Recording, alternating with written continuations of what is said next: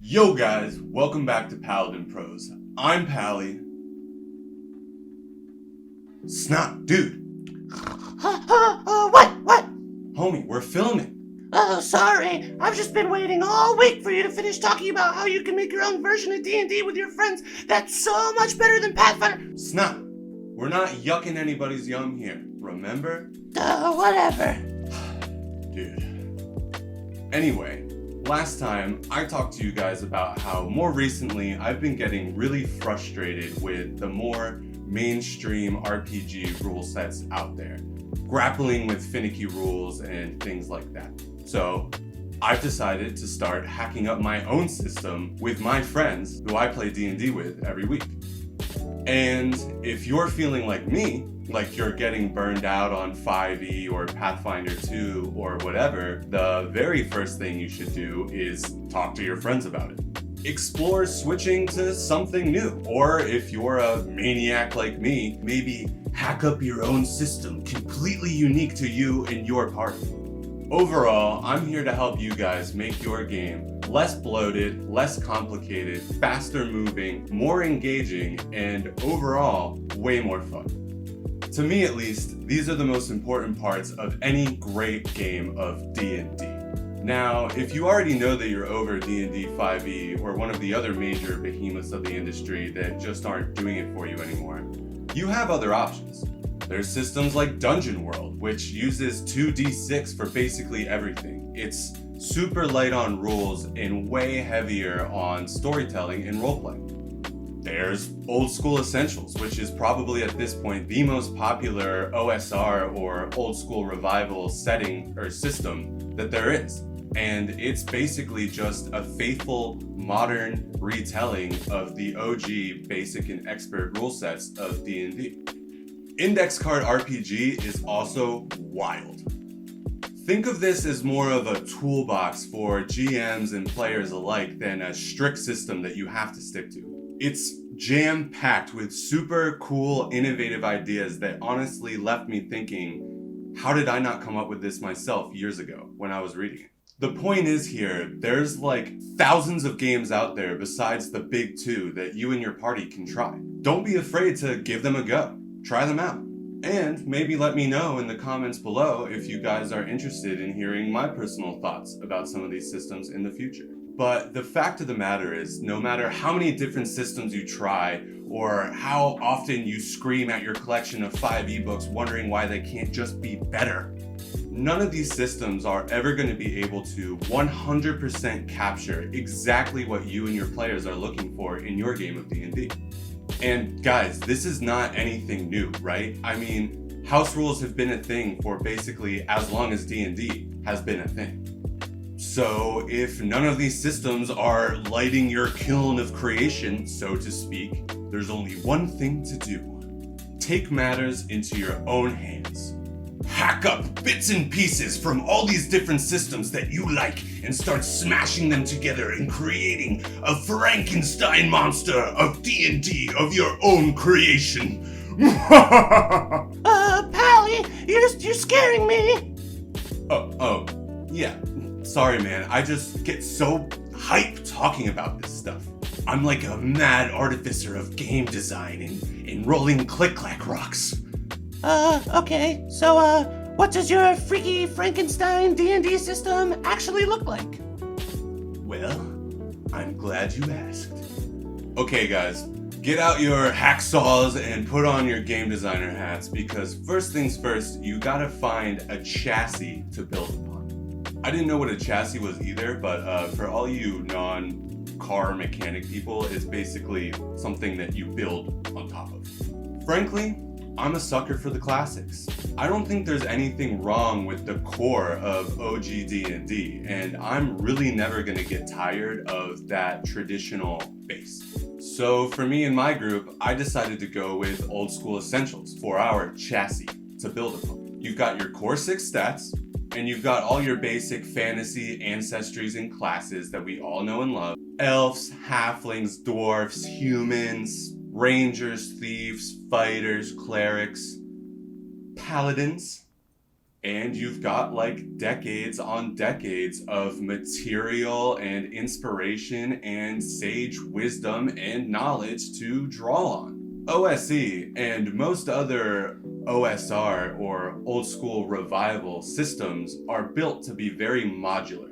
This means I can look to basically any other system in this loose genre to start pulling from, like Index Card RPG. And then I can start ripping all the juicy nuggies that I like and leaving the rest discarded like a drawn and quartered carcass on the side of the road. Pally? Yeah, right. Sorry, buddy. I'm good. I just get really hyped. Yeah, whatever. Okay, so now that you've got your chassis and some other systems that you feel are ripe for the juicy nuggies picking, it's time to roll up your sleeves and get to work game designing. Keep in mind though, you're looking to make things more simple, not more complicated.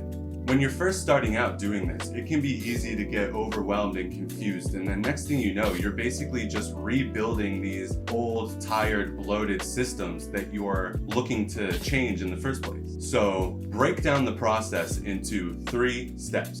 1, character building. 2, the core mechanics or tenets that you really want to stand by. And then 3, death and combat. Basically, just start hacking away at all of the bloat and rules that you feel always tends to slow you down and you struggle to remember anyway. For my table and I, the first thing that I did was scale back abilities and getting rid of saving throws altogether. The old school way of handling saving throws didn't really jive with my players, and the new school way of doing saving throws are basically just ability checks anyway, so fuck it. I just got rid of the idea of saving throws altogether.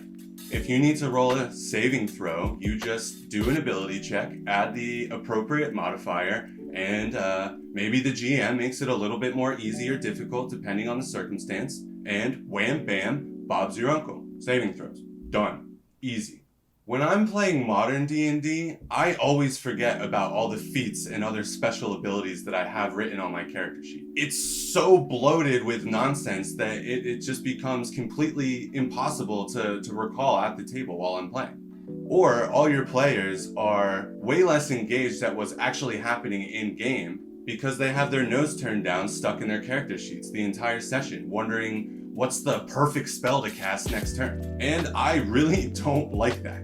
So I fixed it. Rather than worrying about feats and backgrounds and proficiencies and yada yada yada, I simplified this concept all the way down to keywords or tags or personas. Call it whatever you want. But essentially, I just ask my players to think of a few 1 or 2 word descriptors that personify the character that they're playing. Some things that they came up with were country bumpkin or family restaurant and archaeologist and con artist.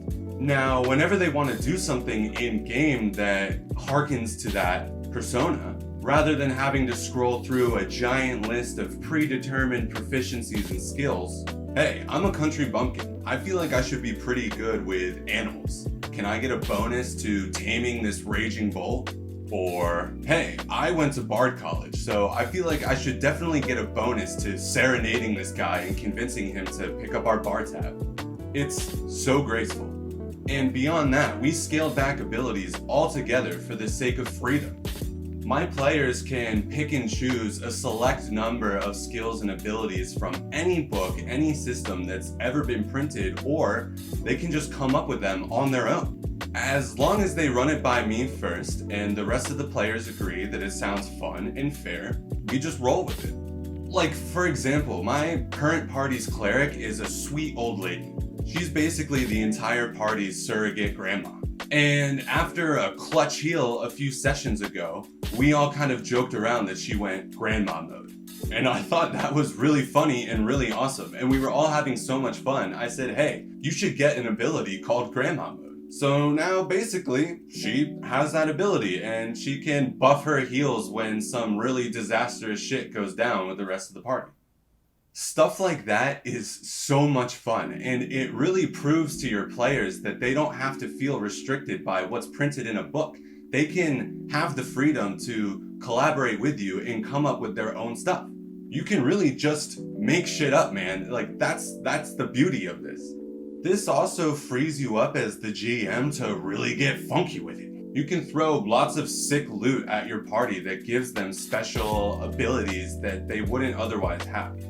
Players love loot. It's one of the main reasons why we all play RPGs, right? And they're way more likely to use this sick loot if it gives them sick abilities. Next, you really want to dig into the core mechanics. This is the kind of stuff that's going to come up the most frequently while you're playing. This can get tricky and sticky, so I'm just going to briefly touch on a few things that I feel are important. But remember, this is your game, so do it how you want. Okay, ability checks and saves. We're going back to the old school way of things. Ability checks need to be rolled under the appropriate score with either a -4 or a +4 determined by the GM depending on how hard or easy that check should be. And in general, if a player should reasonably be able to do something, don't ask them to roll. Just do it. Next, advantage and disadvantage is rad as fuck. It is the best thing that came out of 5th edition D&D in my opinion. Use it. Reward your players for doing awesome stuff at your table. Opportunity attacks and flanking rules? Get that shit out of here. There is nothing worse than the 5e combo line. If you're a veteran DM, I know you know what I'm talking about. Encourage your players to move. Take the high ground. Do a pirouette. Get agile and get mobile, man. And whatever you do, do not punish your players for moving. And finally, I also really love inspiration. Different systems call it different things, but it's all the same at its core. Reward your players for doing something awesome. I literally told my players, if we all say, holy fuck, then that definitely deserves inspiration. It's really that easy. And of course, you gotta give your players cool ways to use it. Here's what I think. It can give you advantage on any roll. It can be burned to save yourself or another party member from going down to 0 HP. It can be burned to automatically pass or save any ability check or saving throw. And it can always be given to any other player at any other time, but each player can only have one inspiration point at a time. Okay, now finally, we're getting down to the real dirty job.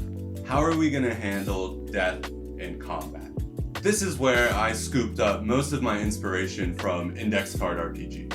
In general, I recommend consolidating damage dice. This means that all weapons do 1d6 damage plus the relevant modifier across the board. My players actually really like this because it means that certain weapons like daggers don't feel lame compared to other weapons like axes and swords and spears. Different damage types like slashing and bludgeoning, don't get too caught up in the minutia of all that stuff. Just do what makes sense to you and your party. I mean, like for example, an axe can cut down a tree or help you bust in through a door, but a rapier can be used to precisely poke somebody's eye out. You got me? Magic can be a little trickier. ICRPG has all magic doing 1d10 damage, which I like, it's graceful, but my players like to use lots of different spells that can have lots of different conditions, so it can get a little dicey. So we're just kind of feeling that out as we go. Of course, I use guns in my world, and so across the board they do either 1d8 or 1d10 damage, depending. Yet another juicy nugget of ICRPG brilliance is using hearts instead of HP, like Zelda. It's such a cool idea, and it streamlines managing HP during combat for the GM in an amazing way. Long story short, every heart represents 10 HP. If an enemy has 3 hearts, then the enemy has 30 HP. But once you reach or exceed 10 points of damage on an enemy, then you pop that heart. Then, the next time that enemy takes damage, you start working towards popping the next heart. This allows you to pace combat in a really interesting way without getting bogged down in arbitrarily difficult HP totals.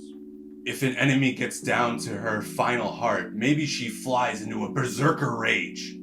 Or, I don't know, some other crazy shit happens. You decide. This gamifies combat in a really fun way that players can grasp basically instantly. I mean, we've all played Zelda before. And it really frees up the GM to get creative rather than, I don't know, calculating. I hate numbers, man. I don't want to do math while I'm playing D&D. Okay, what about death saves? Woo boy, this is a very sensitive topic for a lot of players. I think death needs to be a real possibility to keep the game exciting and interesting and frantically moving at the table. But I can definitely concede that it really sucks to lose a character to some shit luck. My solution? When a character goes down, they roll 1d4 plus 1, and then they have that many rounds for someone to come help them or get them up. If not, they're toast for good.